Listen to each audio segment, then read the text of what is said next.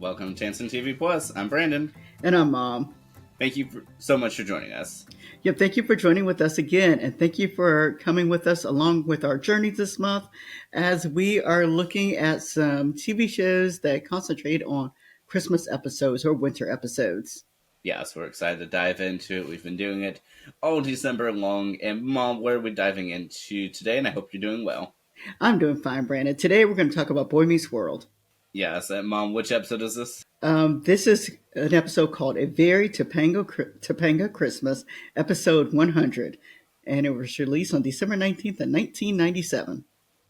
Yes, it's in the fifth season. And Mom, if you're able to do us the honors of providing us our synopsis. Yes, our synopsis will be very brief today. Topanga spends her first Christmas with Corey and his family, and they discover that they celebrate the holidays very differently. Well, Mom, thank you so much for that. You're welcome, Brandon. Yes, and overall, what did you think about this episode? I really like this episode. It was actually much better than I thought it would be.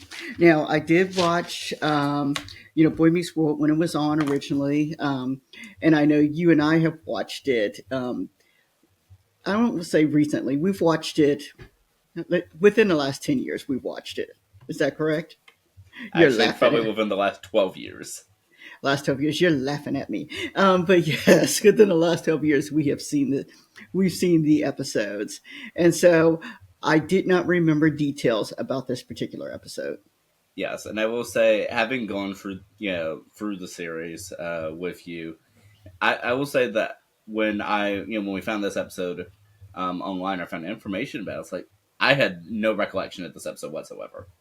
Yes. And just so people know, this is your turn to pick. So you picked this particular episode and this particular series to talk about. Yes, although I will say that you did the research and found out about the episode before I chose it. Yes, yes, we're kind of working this together. And Brandon, tell me, I know that you really like Boy Meets World. So why did you choose Boy Meets World?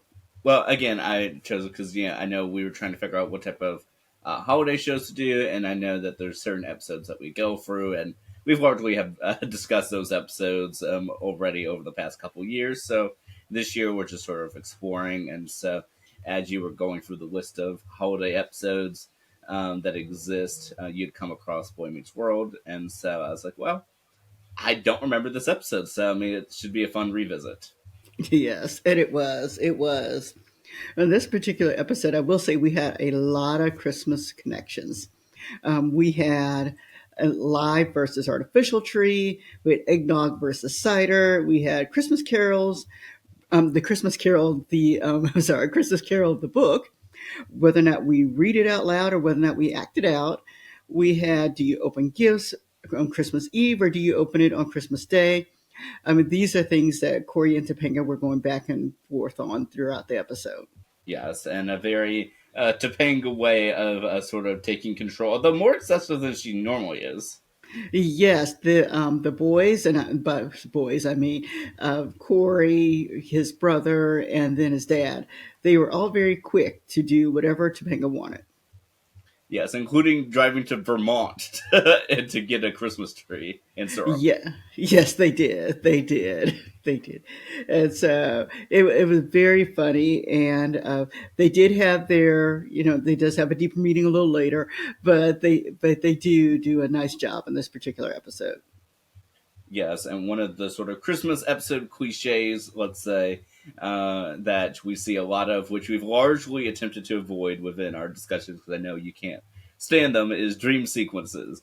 And yeah, Mom, are you able to speak a little bit about that? Yeah, okay, that's something that you guys don't know. I do not like dream sequences. I kind of make a face whenever I watch a TV show and I see they do a dream sequence. I also do not like A Christmas Carol, the book, the movie, the whatever. So you won't see me talk about that over here. And so when I saw that A Christmas Carol was going to be tackled in this episode, I did make a little face, and Brandon can let you know that I did do that, but it was done very briefly here, so it was okay. But typically, I'm not a big fan of this particular Charles Dickens story. Yes, and I will say that for most episodes that do this, I mean, it's pretty predictable. Something happens, and then it's all a whole bah humbug, and then you spend the entire episode in this dream sequence. But I would say this show, this episode, kind of went straight to the point with it. I mean, we didn't even do past, present, future. We went straight to future, and then that's it. Yes, they were very quick about it, so thank goodness. And we did not have to hear the whole story either. We just probably heard like the first two or three lines. Neither did the Matthews family when Mr. Feeney decided to read it to them. Yet the Matthews family, they drifted on off when they when they heard the story. Yes, and Mom, I know the main plot, of course, is Corey and Topanga with the whole Christmas thing, but there was a subplot with Sean and Eric, with Sean and with his brother Jack. Yes, I'm going to let you tell the audience about this one.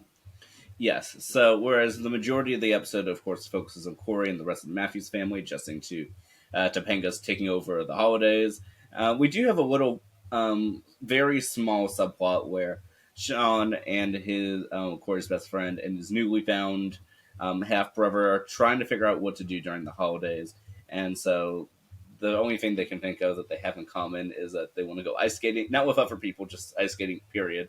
Leave it where it is, but they do, of course, allow some area of reprieve for Corey, someone to speak to that's not Topanga or his family members. But I think even though a lot of the attention is not focused on them, and actually when it cut to them, it was kind of like, oh yeah, I forgot they're in the show. I thought that they did a good job with that and sort of helped go to the bigger meaning of the episode without taking away from the main plot. They did. They did.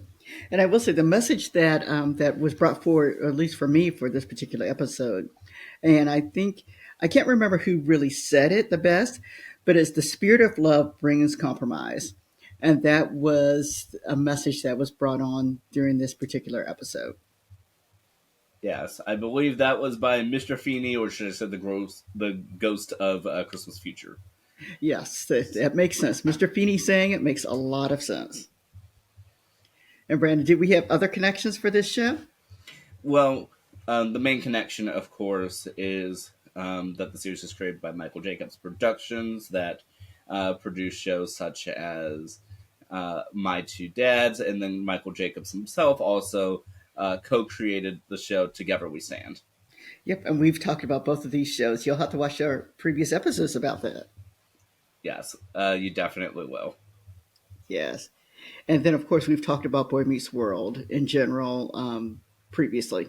Yes, and speaking of that, when we last spoke about the show, it was in episode 1, and this is the 100th episode, which is unusual for it to be a Christmas episode. Yeah, it is. It is. But like I said, it was a delightful show to watch. And so, if as I like to do, I like to rate 1 through 5, 5 being the highest. I gave this one a 3.5. What about you, Brandon? Yeah, I'd agree with that. All right, sounds good.